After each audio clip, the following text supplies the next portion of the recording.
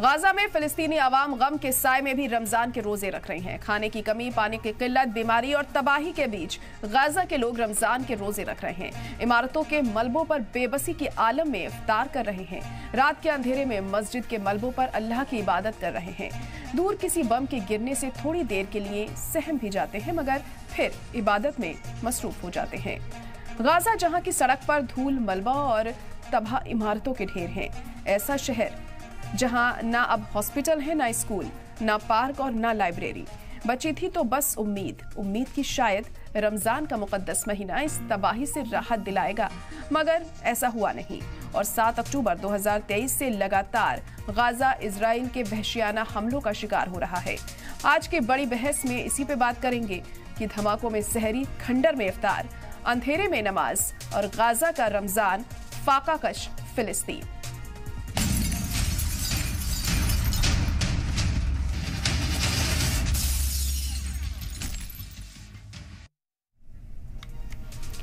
तो गम के साए में बीत रहा है गाजा का रमजान। गाजा में धमाकों के बीच नमाज हो रही है। सहरी और अफ्तार, खाने की कमी और पानी की किल्लत के बीच यहाँ के लोग जूझ रहे हैं। इजरायली आर्मी का खुराक की तकसीम के सेंटर पर भी हमला हुआ है। तो लगातार हमले जारी हैं गाजा में। हालांकि एक उम्मीद जगी थी कि रमजान में शायद सीज फायर हो जाए। तमाम कोशिशों के बावजूद भी ऐसा नहीं हो सका। और यहाँ के लोग देखिए किन हालातों में रोजे रख रहे हैं, रमजान गुजार रहे हैं।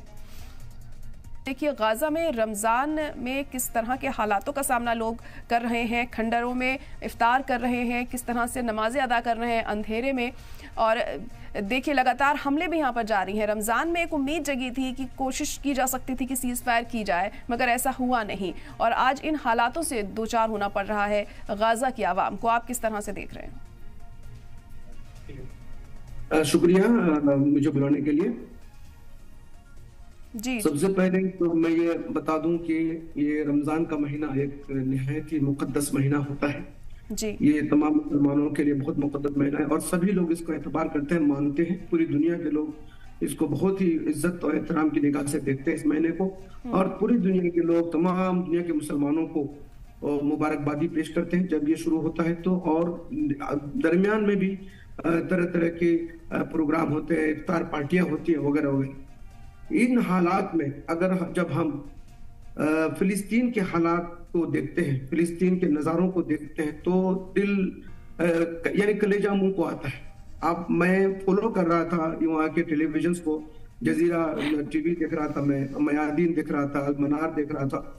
इसमें मैंने देखा कि कैसे कैसे ये वो लोग रोजे की इफ्तारी के लिए, रोजे के इंतजाम के लिए वो कितनी कुर्बानियां देख रहे हैं। बिल्कुल समझ में नहीं आता है कि कहाँ है इंटरनेशनल कम्युनिटी, कहाँ है वो ये हुकूक इंसानी के आलम बरदार के इस मुहज़्ज़ब दुनिया में अब एक भी बच्चा या एक भी इंसान भूखा नहीं सोना चाहिए, भूखा नहीं रहना चाहिए। और ये फिलिस्तीन के नादार बच्चे जो बिल्कुल अभी 5-6 महीने के भी बच्चे नहीं हैं, वो बगैर माँ की दूध के वो बच्चे मर जा रहे हैं।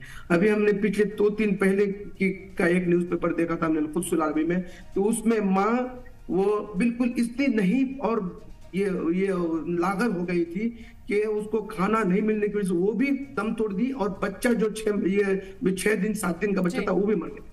तो इन हालात में हम देखेंगे कि ये इस इंटरनेशनल कम्युनिटी, सो कॉल्ड ये मुहज़्ज़ब कौम कहाँ चली गई, कहाँ गया अमेरिका, कहाँ ये हुकूक इंसानी के आलम बरदार कि दुनिया जो है एक मुट्ठी भर के लिए जो है फिलिस्तीनी अवाम दर दर की ठोकरें खा रहे हैं। उनके रहने के उसके सर के नीचे ऊपर छत नहीं है, उनके यहाँ तक कि पीने का पानी वहां तक नहीं, उनके पास नहीं है, साफ पानी पीने का नहीं है। वो बहुत मुश्किल हालात में जिंदगी गुजार रहे हैं अभी। और खासतौर से रमजान के महीने में किन किन हालात में वो रोजे रख रहे हैं, ये बात जरूर है कि अवाम फिलिस्तीनी अवाम रोजे रख रहे हैं, लेकिन उनके साथ क्या हालात पेश आए आप देख रहे हैं कि अवाम, फिलिस्तीनी अवाम लाइन में लगे हुए हैं।